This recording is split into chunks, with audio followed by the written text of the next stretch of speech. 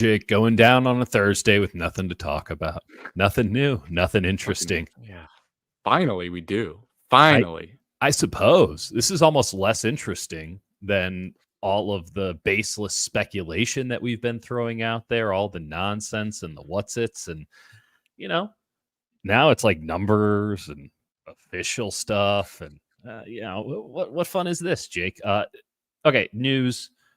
49ers and Brandon Aiyuk got together. They've become official. 4 years, $120 million with $78 million guaranteed. 76. They are staying together for the kid. For the kid. And the kid being one shot at winning the Super Bowl this year. And you know what? We'll see if this pans out. We'll see if it works, man. Because I'm stunned. I'm like legitimately stunned that they did this. I thought he was heading for a fifth-year option because, listen, I'd maintained for most of this until probably like this week when it's like, oh, this is not going to happen, that I thought they were going to get a deal done. I thought it like made too much sense. We talked about it from the start when all this like rumbling stuff was going down. We sort of shrugged it off. Yeah. And we're like, it doesn't make sense. You don't trade, an all-pro player in August. Like, you just don't. It doesn't make sense unless you're getting a star wide receiver back in 49ers. Well, sniffed. That's more than sniffed around.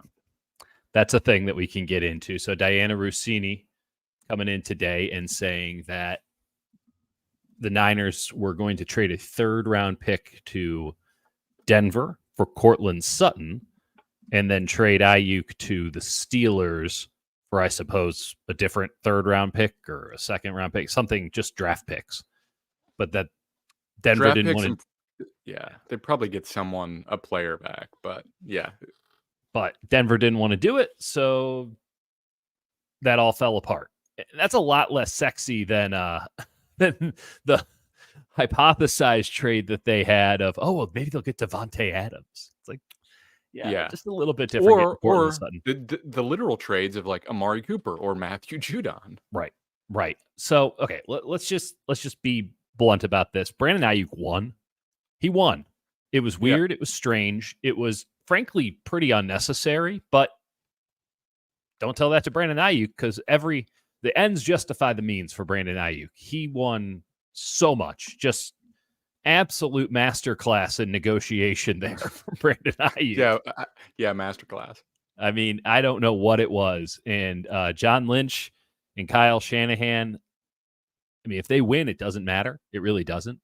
But they got worked over again in negotiations. And this is how many times in a row now when they were supposed to be known as the most shrewd negotiators. They got wrecked by Christian McCaffrey a couple of months ago. They got obviously wrecked by Nick Bosa. And now, Deebo Samuel, I think, moved him. And then, now here's Brandon Aiyuk. Yeah. Taking him behind the shed. Two things. I think when we were talking about this a while back, I said, listen, we're calling because we were ripping Aiyuk for how he's handled it. And, when he was doing the social media nonsense because it was stupid. And it I don't think it changed anything. Like, I think if he was silent, it probably would have gotten done earlier, who knows? Say? Who knows what it mattered? The point is, it was like he was doing weird stuff and we called it weird. And I think I said, yeah, and we'll rip him and then he'll still probably get paid a ton of money. And that's what happened. Yeah. Two, here's the thing. As I texted you, so we've got Bosa got him, McCaffrey got him, Aiyuk got him. Trent Williams is sure going to get him. He better. And the next one down the pike is Brock Purdy. He's already got him. I know, but if they're going to learn anything from this, which maybe they will, maybe they won't. I think my takeaway from this should be they're going to pay Brock Purdy however much money it is. Do it early. Do it as soon as you can next offseason. Don't do this thing of waiting because the price isn't going to go down. It's not how it works anymore. They were able to do that in the past, and that's how they did it. But it's not going to work. No, I don't know how much money they have. I mean, it's to the point where they're going to front load this contract. The number I saw was $47 million before April 1st. Yeah, that is not. The league calendar ends, I think, on March 15th. So that would be money in the first 2 years of the contract, which makes sense, right? That's when you should have Right. money. But I mean, they're already 30 million over. Now you're front loading this contract. There's going to be a lot of people who are in their last hurrahs with this team. And in a lot of ways, we should look at this as sort of the last dance. And next year is going to be a pretty harsh reset. Yep. Pretty harsh. It's coming down the pike is Malik Collins' cut. That's not like a major one, but like that's 10 million. That's just free that you're taking. He has none of that guaranteed.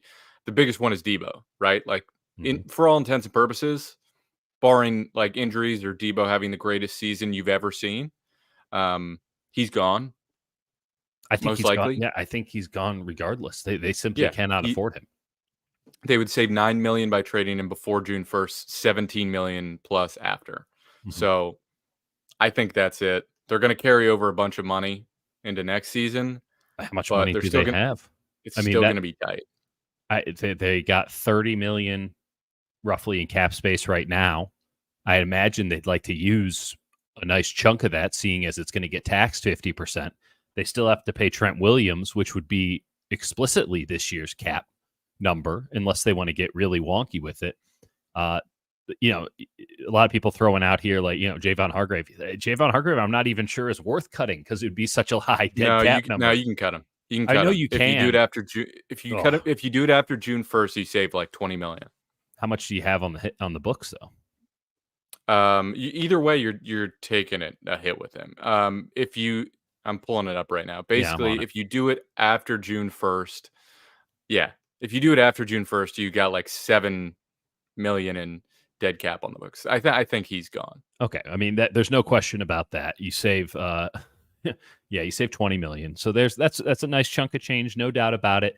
Charvarius Ward's probably gone if he has the season we expect, or just plays the same.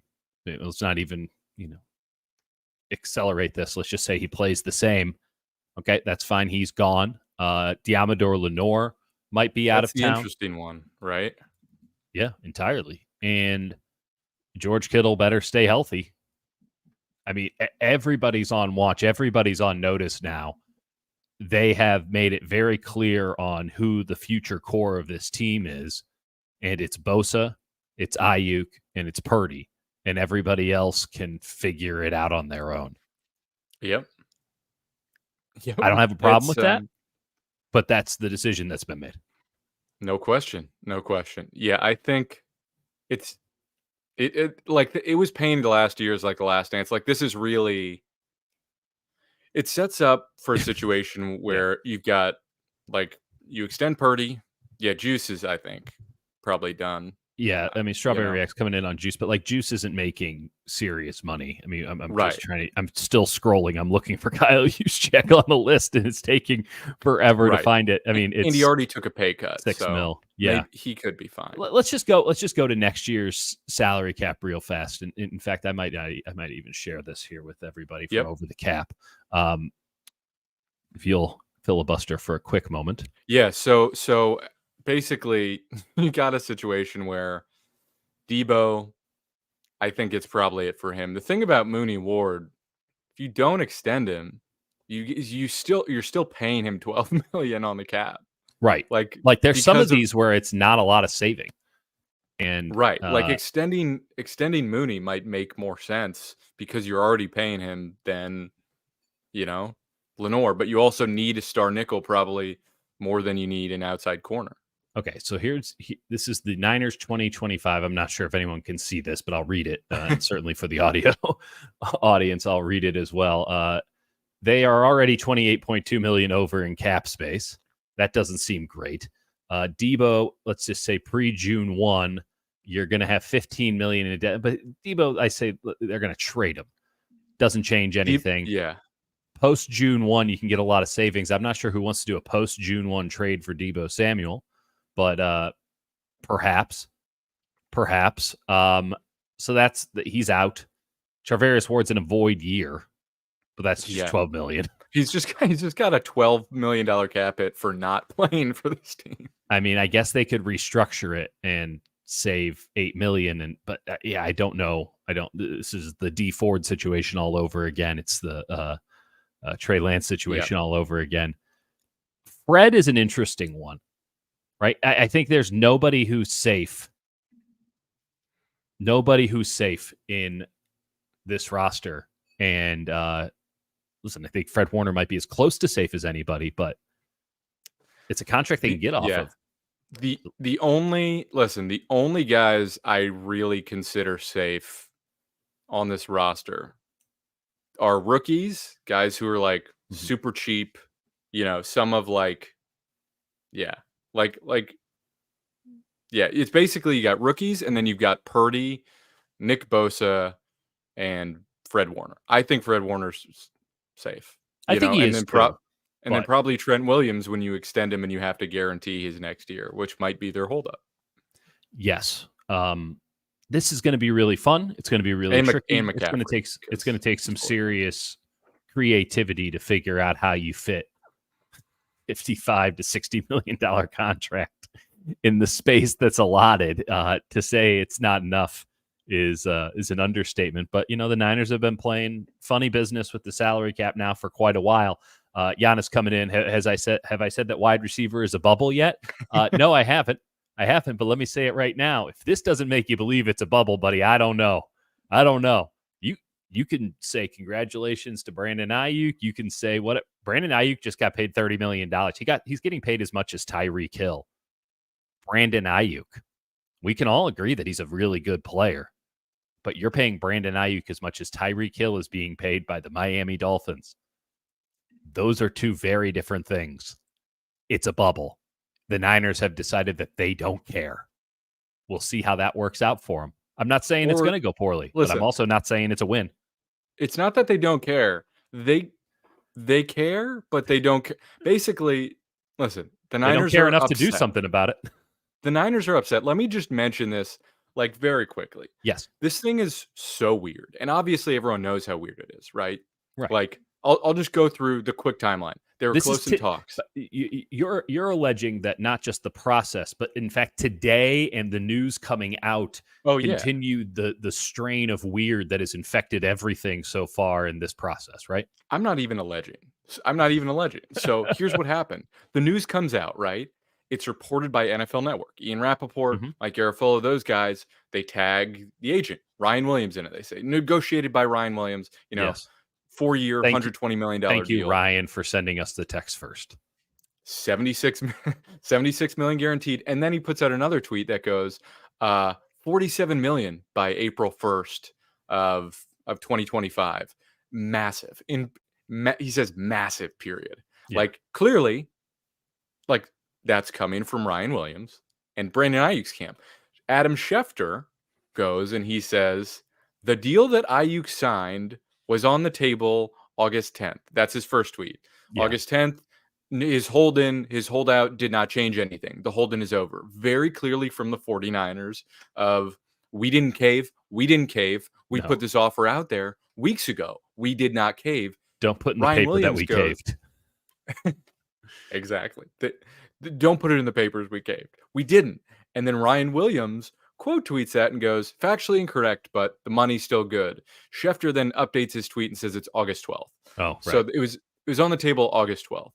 That might be the only distinction, by the way, that Williams was talking about, just 2 days off, but that it was clearly on the table for a while. So the 49ers wanted out there that, listen, yes, we paid him, but it was an offer we made earlier, and we were not frazzled by his other stuff, and we actually laid down the law recently, and he caved.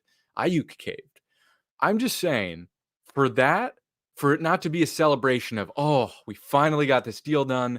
Yeah. This is our top target. It's Brock Purdy's top target. He's a young player. He's part of this young core. What a deal for them to go. We actually didn't cave. We won this deal. We won it. It's weird. And love again, being gaslit. It might not matter. It probably doesn't matter. Probably none of these weird vibes matter if it all works on the field, because they've got enough talent that it should work if they stay healthy. That said, don't just ignore that, whatever. The Niners are pissed. The Niners are not happy They with the way didn't this have to went do down. this. I like Yeah. the notion that they like had their hands tied or that they had no agency is preposterous. Like you could just make them play on the 5th-year option and deal with this nonsense next year. But they Could have. decided no, they want to put it behind them. And they paid 25% more than they were going to pay 6 months ago for a player who literally has not stepped on a football field and changed in any appreciable way. Like, Actually, he's less likely to produce than if they had paid him less that's right. because he hasn't practiced. That's right. So you're paying for 3/4 of a season, but you're paying 25% more than you ever would have. I mean, listen. Yeah. Shouts to Brandon Aiyuk. It was strange and peculiar. I was not familiar with your game. Like, just full stop. He got exactly what he wanted. I'm just baffled. And if I'm Trent Williams, I'm like, you know what? Toss another million or two on top of what I already asked for. Like, why don't we just keep it going while we're at it? And if you're the Niners, what can you say? A precedent has been set. We're willing to pay whatever it takes, right? We're not hardline negotiators. Again, I don't give a damn. I'm not paying for beer at the stadium, right? I don't have season tickets. If I'm a Niners fan who is fiscally invested in this team beyond watching on TV and wearing a jersey, I'm going to feel this. They're going to be selling a ton of Niners merch at the World Cup. You better believe it. They are. It is. Oh. What else? I should mention, this is a very brief side tangent, but just in terms of money and ownership, what we do here. The NFL approved a 10% private equity thing where now private equity can come in and basically pay 10% to get in and just inject money into these teams and get it back in a different way. I'm not going to get into the nuance. They've always had the ability to sell off percentage of ownership share, but now they can sell it to private equity firms. And I'm just saying, if you're Jed York, that might be fairly appealing. Oh, I think it's fairly appealing. I mean, the owners approved it. It's fairly appealing to everybody because it's quote unquote free money. And then you find out actually it isn't because private equity has ruined everything it's ever touched. Ever. That's right. Because it doesn't care about anything but increasing shareholder value. And it doesn't actually work to create good products. It creates to exist as sort of a fugazi, as sort of it's an avatar for profit share or for, it's so bad. It's so bad. And I'm sure that NFL teams will not regret at all taking that money from people who are not at all interested in helping the product, but in fact only in growing the product at all costs. And by the way, this is like the most classic private equity thing ever because they don't know the business. The most classic private equity thing of all time is, hey, we come in, we tear everything down, and then we overpay to bring in something that we know that makes no sense whatsoever. So if private equity is already in, overpaying Brandon Aiyuk by 25%, that checks out. Out. Also the NFL, I was like reading into this. They are the only league that's like, actually, when private equity sells out and gets paid out, we actually get a cut of what they're paid out based on those terms because the NFL can do it. You lost me at Fugazi. Great band, by the way. Great band, Washington, D.C. Josh Harris is from private equity, Dieter. And how much has Josh Harris won as the owner of the Sixers or the Devils or the Washington Commanders? So good luck with all that. These private equity guys, get the hell out of here. But anyway, back to this thing. Giannis seems to want to get into what the actual pillars are of this team. I think that's fair. I think that's the right list. Purdy's healthy. Purdy, obviously. I mean, you should just assume it's Purdy. Ayuk, Bosa, Warner, and then Kittle is the only one that I'm like, it depends on health. And the way he talked about it, he's sort of aware of I'm just going to play so well that they have no choice but to keep paying me. And by the way, Kittle only makes $15 million a year, which is it's a steal for what he does. Half of Ayuk is but crazy. Kittle off a post June 1 cut is $7 million in saving, or 15 million in savings with the $7 million dead cap hit. Again, though, you have to think about this. We've talked about this a bunch, and I want to reiterate it here. This draft, I think we all have felt pretty good about it. Now, they haven't played NFL games yet, so you don't know what actually has come of this draft class, and it could all turn into a Fugazi pretty quickly, much like the prior two draft classes. But when they drafted Ricky Pearsall, we were adamant in the moment, and now we have to maintain that it was a Deebo Samuel Z receiver replacement. When you draft a Jacob Cowing, it's as sort of backup to that, right? He's a depth receiver on the team. Renardo Green, a guy who they don't need to play right now. He could sit on the bench all year if he had to, even though he shouldn't, because he's a very good player and he's capable of starting in week one of his rookie season. But he's the guy who takes over either from Diamador Lenore or from Charvarius Ward. And they've cross-trained him in a way to say, hey, they could do it either way. So they're prepared at a couple of spots. I'll tell you where they're not prepared. Tight end, left tackle. Guess they can get away with it at middle running back, linebacker. Middle linebacker. They're not prepared. So that's something that we have to acknowledge as we sort of look forward here and try to figure out who the Niners will or will not keep. They don't have the depth in place currently to survive at a couple of positions where they get rid of a top player because he's making too much money. And then you end up in a situation where you're not playing from ahead. You're in a situation where you're playing catch up, and now you're trading DeForest Buckner for Javon Kinlaw, and it never works out. That's that situation. Or you're trading 3 first-round picks for Trey Lance because you fell too far behind at quarterback, and now you got to catch up real fast. And clearly John Lynch and Kyle Shanahan are not good in a position like that. They need no expectations. They need a long paved path in order to draft well, because otherwise it's just luck. It really is. There's no rhyme or reason. And maybe it's like that for every team, but it does feel as if more teams are better positioned going into every draft than the 49ers. And the only time when the 49ers seem to come out ahead in the draft is when they're thinking a year beyond the upcoming season. Yeah. Real quick, people keep mentioning Hufanga. Like they're fine. They're fine. He's not going to be part of it. Like they're hopeful. Also not a fiscally important player. Right. It's just people keep mentioning that as like in the same thing as like Lenore. And I don't think that's like Talanoa Hufanga's base salary is less than $5 million. Right. And he's a free agent at the end of the year. Like it's not something that, that's just not of concern. Like if factually, yes, everyone's right. Like Hufanga's gone, but we knew that. Like that's not a new thing.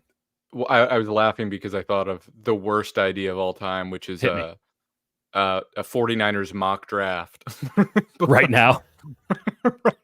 right now. It's like, all right, guys. Well, we got Aiyuk locked up. What are we doing next season? Yeah, right. This season start doesn't putting matter. out mocks. Sim to the end. Sim to the end. I'm legitimately stunned. I'm stunned. And by the way, I call total bullshit on this offer's been on the table since August 10th or 12th. The last 3 weeks have just been a runaround. What are we talking about here? Like, they just think we're suckers. Right. Like, yeah, I'm and not the reality saying that is this like, hasn't been in the works for a couple of days. Like, obviously, it's not something that just happens in 15 minutes with a phone call. But right, but like Aiyuk and his side didn't see the 49ers threatening them. Like the rumblings weren't like they weren't told, and they had no idea the 49ers would start threatening them on Wednesday. Like, come on. I'm not happy with John Lynch on like a personal level after that little presser.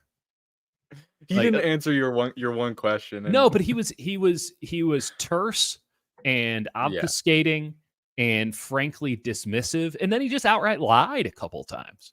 I mean, I'm standing on the side of the practice field. I'm sure Eric Saubert was getting an earful because he was standing right in front of us for an excessive period of time. Oh my God, he was. And big man, could play right tackle. Regardless, When we got the email breaking down the 3 roster moves, which it's like, well, I can see Eric Saubert. I'm aware he's on the team, Right.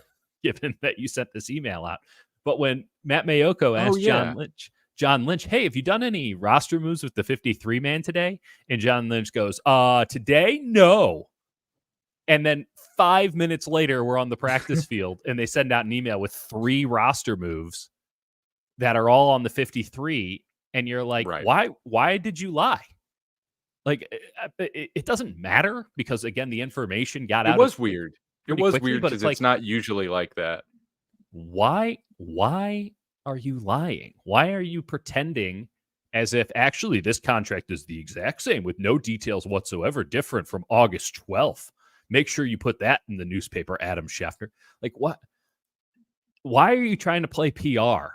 Just shut up and win football games. Like, you made the move. Let people dissect it however they want. It doesn't matter. If you win the Super Bowl, no one's going to ask you, yeah, but how much did you pay Brandon Aiyuk? They'll ask it once the contract's up. And that's on Aiyuk just as much as it is on the 49ers because he's the one who said, you need to pay me like a top wide receiver. Better go out and play like one. And I'm not saying there's much of a gap between him and a top receiver like an Amon-Ra St. Brown or a CD Lamb or these guys who are getting paid 30. But you're in that class now, buddy. Yep. So you better go out there and catch 100 passes. That's actually the last thing I wanted to mention is, so with these other negotiations, I think it was very clear like how it would work, right? When you had Fred Warner, best linebacker in football, linebackers actually don't cost that much. No. George Kittle, arguably the best tight end in football, like true tight end. He is the best true tight end. Kelsey's basically a wide receiver. If you're having a conversation about tight end and you don't include George Kittle in the very short list of best players, you're embarrassing yourself in the sport of football. Correct. So you have Kittle at the top, you have Warner at the top, Trent Williams at the top, Christian McCaffrey at the top, Nick Bosa at the top. Very clearly, Deebo Samuel coming off a that's right, borderline offensive player of the year season, and was like being negotiated at the same time as like 2 of his other receivers by the same agent. So there was like a very clear place. Aiyuk, I think he is a top 10 receiver in the league, but like I'll admit, like still not as proven as other guys. Part of that is the nature of the system and the fact that he's not getting as many targets and he can't go out there with CD Lamb level targets and prove all that. But they won't put him in the slot for him. God, I can't even get in. But it's not like clear where Aiyuk stands. It's not like you could say, okay, yeah, Aiyuk's top 10. It's like you asked me where in the top 10. I'm like, well, let me think. And like on an even playing field, which coach. So there is like a discussion there. I think that's a huge that's the crux of why this was such a pain in the ass to deal with, because the 49ers said, all right, we think you're in like sort of this range. And we think wide receivers are like kind of overpaid. And Aiyuk went, well, I'm right here. And you're going to pay me. I'm Amon-Ra St. Brown, and you're going to pay me as Amon-Ra St. Brown. In the end, they pretty much did. So let me ask you this. Let's just lay it on the line here. There's a clear upper echelon, right? Like Justin Jefferson. Like I'm going to ignore the Tyreek Hill of it all because it doesn't make any sense. But is Brandon Aiyuk closer to Devontae Smith, A.J. Brown, or DJ Moore?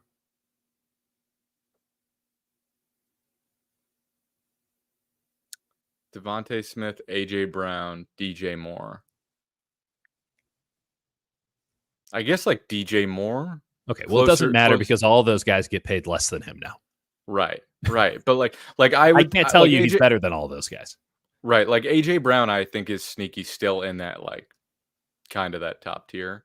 But I would legitimately take 2 out of the 3. I wouldn't take Devontae Smith, but if I wouldn't take DJ Moore over Aiyuk. Oh, I think DJ Moore is really, really good. But no, I think he's really, really good. I think Aiyuk's better. But people are debating whether Aiyuk was bad or fine in the Super Bowl. I was watching; he was pretty good. A lot of the time, the main problem in that game is they kept going to Deebo, and he got clamped by Trent McDuffie. Which is not to say Aiyuk like he wasn't perfect, didn't have issues, but like he was pretty good. He didn't get the ball, and 2 times. Listen, I literally asked Brock Purdy, and he was like, "Yeah, if I'd gotten that ball to BA." They would have won the game. And that's not like to say Aiyuk is the best wide receiver in the league, but like he didn't play poorly in the Super Bowl. No, he didn't. And Trent Williams did, and that's where we go now. None of this matters. I mean, it matters to Brandon Aiyuk. This is generational wealth, and he's a very, very rich man. And can't say he doesn't deserve it because the market told him flat out this is what he's worth. And it was just him pressing the 49ers long enough to give him what the market said he's worth. But if they don't have Trent Williams, I don't care if you have 5 Brandon Aiyuks, you're not winning the Super Bowl. You're not winning the Super Bowl. So I guess you celebrate it. I don't know. I think that generally I gotta I don't worry. I got a meme for you that perfectly explains this situation. Okay. That's right. The old Joe Burrow, when they were like, should we draft Penei Sewell? Should we draft Jamar Chase? And it turned out it worked okay, but Burrow also has a wrist we'll see. Joe Burrow did take a team with a god-awful offensive line to a Super Bowl. He did. No question about it. And Kyle Shanahan still regrets that he was not there to beat Joe Burrow in that Super Bowl because they would have beaten them. Maybe. Probably. I think probably. Yeah, so this is the meme. Just put Trent Williams in for Sewell and Chase, Aiyuk in for Chase. Because, by the way, can we note this? Not having a future left tackle on this roster right now, as advocated, as much as we advocated for Ricky Pearsall and as much as we celebrated that pick for the Niners because we liked it, like, not having that left tackle of the future on the roster right now is looking real dumb. They have two. They basically have two. They have 2 tackles. They have 2 tackles on the roster currently. Yeah. Can they slide out Ben Barch and Jalen Moore? No, they can't. It's not even like I wonder if they'll get a deal done with Trent Williams. They have to, because they don't have enough tackles on the roster. And the alternative, someone asked, like, John, or Kyle, like, could you're going to bring back Chris Hubbard, Brandon Parker, maybe? If you're asking that question, like, not to shit on whoever's asking, like, I just mean, if the question itself is being asked of, you think you guys might need to bring back Chris Hubbard or Brandon Parker, and you're seriously going, yeah, we're going to need those guys, you're cooked. Like, you can't be serious and say, all right, we need, Chris Hubbard and Brandon Parker. Like, it's just not a serious approach. So Trent, I would say the true deadline for Trent, as far as the 49ers are concerned, is like next Friday, because that is like their real practice of the week. Like the day before, like, let's call it Thursday, he practices Friday. You got to have him in the building. Yes, full stop. And every day that he's not there, he gets to just say, actually, the price went up. You're going to pay me the full bulk for fewer games. This is a win for me. I'll do this all fucking month. I'll do this all season. Yeah. One regret I wish is it wouldn't have mattered, but like, I wanted to ask John, do you think you can win a Super Bowl without Trent? And I should have just asked. We should have done it. Yeah. It's honestly such an obviously, like, just to see him squirm. No. Yeah, I should have. That's my only regret. And the answer is no, not even close. Is Hubbard better than McKivitz? No. Both of those players are legitimately awful. Like, I don't mean to be crass, but they're really, really bad. No, Hubbard's not good, but he's Parker's worse. Let me ask you this. I don't mean have Hubbard or Parker been picked up by any other teams? No, they're not even on a practice squad. They're just hanging out there in a league that's desperate for offensive tackles. I got nothing against these guys. I'm just saying they were. I'm sure they're lovely men, or not. I don't give a hoot. I'm going to talk about them in the realm that they play. They play professional sports for a living. It is public entertainment. We're out there. They're out there. We get criticized, they get criticized. We praise, they praise. Like it's fair game, buddy. I'm not impugning their personal character. I am impugning their ability to play football at an NFL level. I am. Full stop. They're not very good. They're certainly not good enough. And if this is your plan, and the 49ers didn't pretend they were. Well, if they don't have Trent Williams, then they're coming back into the fold as their plan, and that's a really shitty plan. That's a really shitty plan. And it doesn't matter, again, how many Brandon Aiyuks you have. You can have all of your best players on the field. You're not protecting Brock Purdy with the offensive line they have today. You're not doing it. And it's some real late-stage Russell Wilson Seattle energy with him just running around behind an offensive line that was getting beat off the snap again and again and again. And how did that work out? Listen, it was fun, but it didn't work out.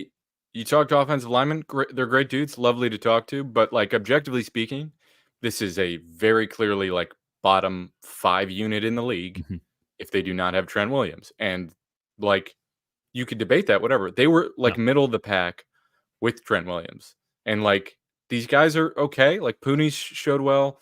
Jake Brendel has had trouble snapping his knees. You know, we'll see if that holds up. Aaron Banks is a pinky thing.